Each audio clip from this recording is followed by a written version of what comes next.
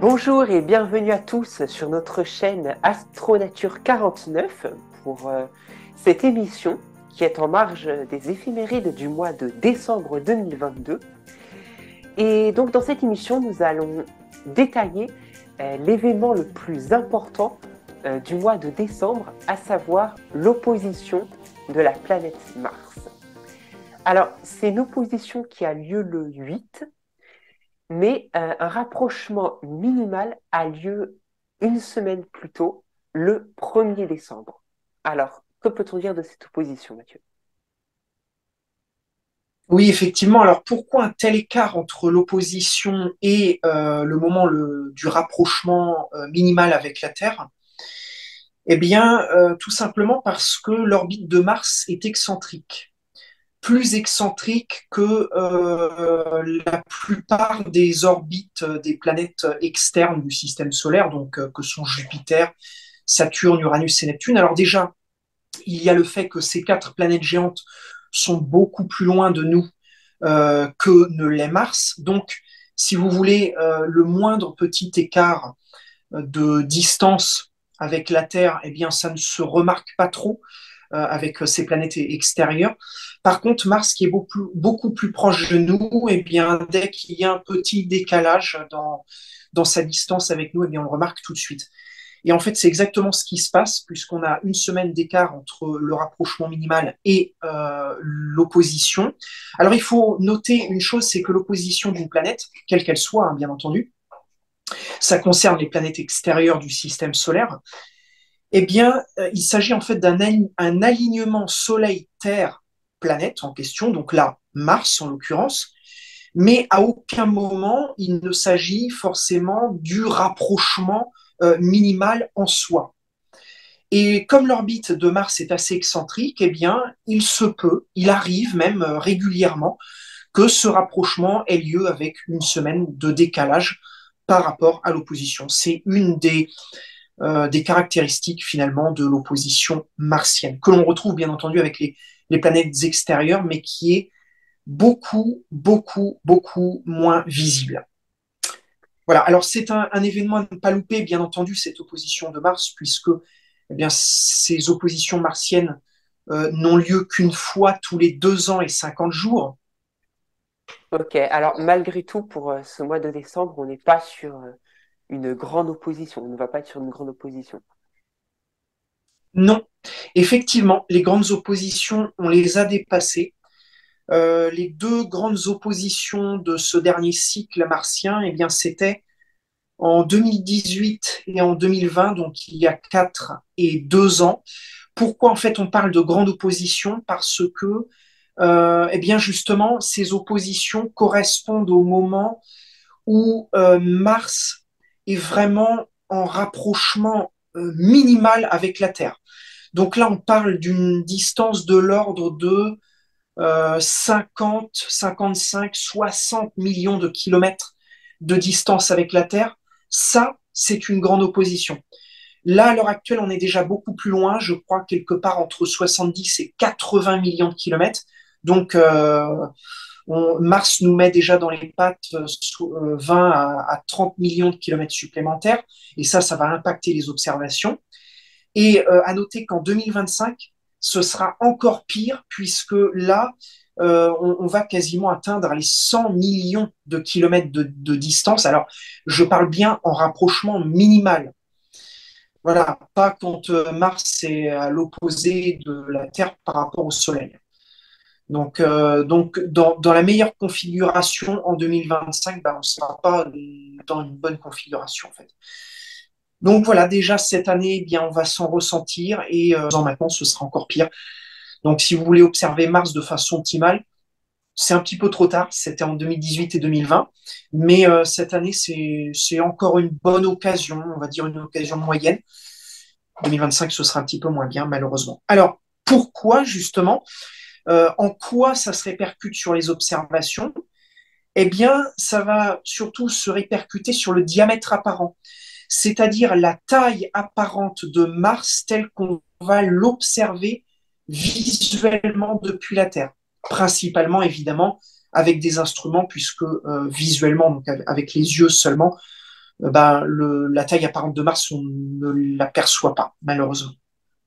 Alors, cette année, elle ne dépassera pas 17 secondes d'arc. Pour vous donner un ordre d'idée, c'est à peu près la taille apparente de Saturne. Donc, vous voyez, c'est pas très gros. Là où habituellement, enfin, c'était le cas en tous les cas en 2018 et 2020, eh bien, elle atteignait jusqu'à 25 secondes d'arc. Et ça, on retrouve ça dans les grandes oppositions.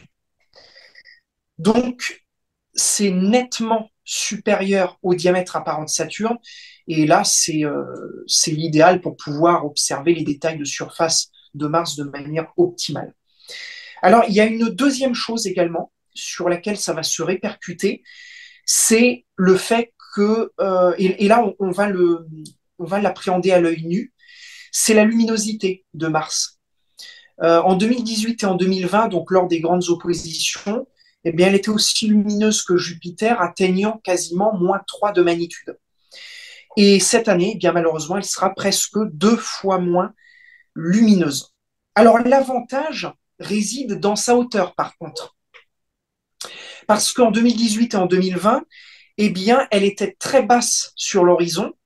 Et en plus de ça, on l'observait en plein été. Donc en plein été, les couches turbulentes de l'atmosphère, enfin les couches de l'atmosphère, surtout basses, avaient tendance à être très turbulentes à cause du rayonnement nocturne. Et là, cette année, eh bien, on va avoir une culminance qui va être de 65 degrés par rapport à l'horizon. Autant dire que c'est très très haut dans le ciel. Et ça c'est très très intéressant. D'autant plus que, eh bien, à cette hauteur, l'impact des couches atmosphériques va être nettement moindre qu'à très basse altitude. Et puis la deuxième chose, c'est que on est au mois de décembre, donc cette opposition a lieu en plein hiver. Et là, c'est intéressant parce que ce rayonnement diurne qui se répercutait la nuit en plein été, eh bien, on ne l'a pas. Donc, déjà, c'est un facteur en moins pour des turbulences qui pourraient gâcher finalement vos observations en ce mois de décembre. Ok, alors à quoi on peut s'attendre à voir visuellement, notamment sur la planète Mars, avec un Alors télescope? au télescope, eh bien, ce qu'on va voir, ce qui va sauter à l'œil, si je peux dire, au premier coup d'œil, eh bien, ça va être le disque orangé qui se voit sans difficulté. Alors ça, c'est la première chose qu'on va voir, le disque orangé de Mars. Et oui, Mars a pour surnom la planète rouge.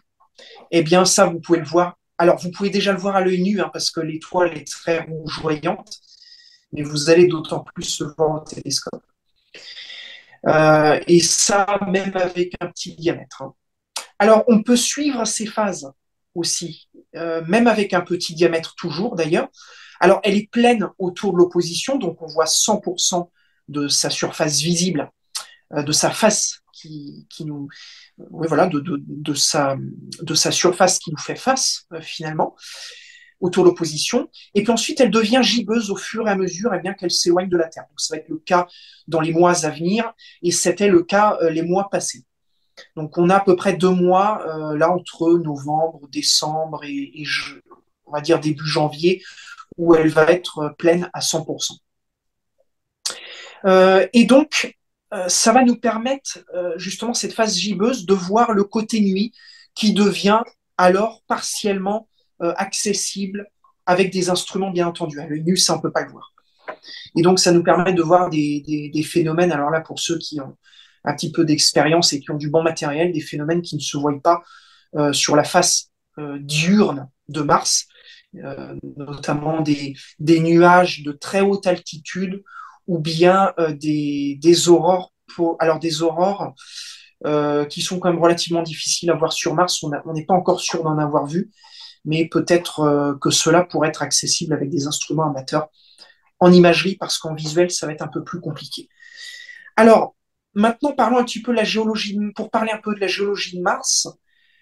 Qu'est-ce qu'on peut voir donc, les premières structures visibles sur Mars, eh bien, ce sont les calottes polaires. Malheureusement, elles ne sont pas visibles cette année. On en reparlera un petit peu plus tard. Mais on les avait vus notamment en 2018 et en 2020, la calotte polaire australe notamment, qui nous faisait face à cette époque-là, et qui évolue en taille selon les saisons martiennes. Donc en dehors des calottes polaires, qu'est-ce qu'on peut voir? Eh bien, on peut observer dès les plus petits diamètres des nuances clair-sombre à la surface de la planète rouge. Alors ces détails, bien entendu, vont se multiplier selon la qualité de votre ciel, selon l'exercice de votre œil, et puis également selon le grandissement de l'ouverture optique de votre instrument. Alors parmi les régions les plus remarquables à observer sur Mars au télescope, eh bien vous avez par exemple Syrtis Major, qui est, on va dire, triangulaire, vaste et très sombre. Vous avez Hellas Planitia, qui à l'inverse est un bassin d'impact qui est plutôt très clair quant à lui. Et puis vous avez même Valles Marineris, qui est le plus grand canyon du système solaire, euh, que l'on peut d'ailleurs observer à partir d'instruments de l'ordre de 150 à 200 mm d'ouverture. Alors, on connaît aussi peut-être le plus grand volcan du système solaire, à savoir Olympus Mons, qui se trouve justement sur la planète Mars. Alors, est-ce qu'il est possible de l'observer avec des instruments amateurs? Oui, c'est possible, mais ça va être quand même une observation difficile. Olympus Mons a beau être le plus grand volcan du système solaire, ça n'empêche que c'est un tout petit point sur la planète Mars. Et alors, sans m'avancer trop, je dirais que c'est peut-être directement visible avec du gros matériel. Par contre, avec du matériel plus modeste, ça va être un peu plus compliqué. Par contre, vous pouvez tirer parti d'un phénomène qui a lieu de temps en temps sur Mars, qui sont des nuages orographiques. Ce sont en fait des nuages de très haute altitude qui ont tendance à s'accrocher sur les plus hauts sommets martiens, et c'est notamment le cas avec Olympus Mons. Et là, dans ces cas-là, vous allez voir une espèce de tache claire qui vous permettra d'être quasi sûr qu'en fait il s'agit d'Olympus Mons. Si bien évidemment ces nuages ne bougent pas sur la surface de Mars. Parce que si au fil des rotations martiennes, vous constatez que les nuages ont évolué à la surface de Mars, ne sont plus à la même latitude ou à la même longitude, alors dans ce cas-là, c'est que ce n'était peut-être pas le volcan Olympus Mons. Mais si ces nuages restent fixes pendant des jours, voire des semaines entières, sur ce volcan Olympus Mons, eh bien, il y a de grandes sur un même point, pardon, de la surface martienne, eh bien, il y a peut-être des chances que ce soit Olympus Mons. D'accord. Alors, je me suis aussi laissé entendre dire qu'il y aurait un immense nuage visible sur l'un des pôles de Mars. Oui, effectivement, et c'est très intéressant parce que, comme je vous le disais tout à l'heure, eh bien, les calottes polaires de Mars, cette année, ne sont pas visibles. En 2018 et en 2020, on voyait la calotte australe. Dans les prochaines oppositions à venir, on verra plutôt la calotte boréale. Mais là, cette année, eh bien, notre ligne de visée est située pile à l'équateur. Donc, en fait, on voit les deux pôles de Mars de manière équivalente et en fait, malheureusement, on n'a pas accès aux calottes martiennes. Alors, je dis ça, mais en fait, pas tout à fait, parce que si vous avez de très gros instruments ou alors que vous faites de l'imagerie de Mars, vous pourrez peut-être distinguer la calotte polaire australe. Mais ça va être très difficile, c'est vraiment sur le limbe. Et en plus de ça, cette calotte australe, elle est particulièrement réduite en termes de superficie parce que le pôle sud de Mars se trouvait en plein été. Et justement, le pôle nord, lui, est en plein hiver, logique. Et cette saison d'hiver boréal, eh bien, amène des phénomènes saisonniers que l'on ne voit pas à chaque opposition et que l'on ne voit pas non plus tous les jours sur Mars. Et c'est notamment le cas d'un espèce de gigantesque nuage polaire, une calotte nuageuse polaire qui recouvre l'ensemble du pôle nord donc de Mars. Et ce nuage-là, en fait, il est saisonnier, c'est-à-dire qu'il va se former donc souvent aux alentours de l'hiver martien.